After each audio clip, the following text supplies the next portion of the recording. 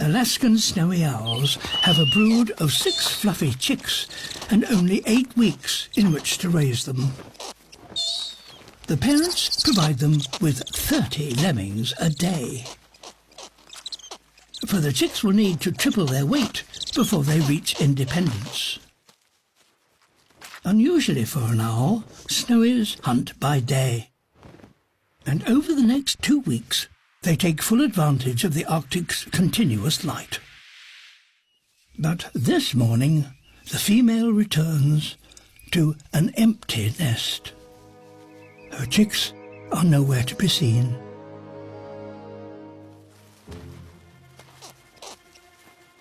They're hiding.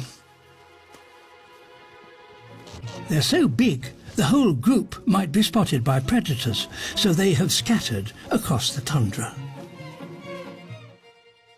But that makes feeding them all much harder work. Over 600 meals later, the parents' labours are starting to pay off, as the chicks stretch their newly developed wings. Just a month is left before winter returns. 2 weeks more, and their transformation is almost complete. The chicks' wings might at last be able to do more than just lift them from the ground. Getting there. Keep going. Airborne.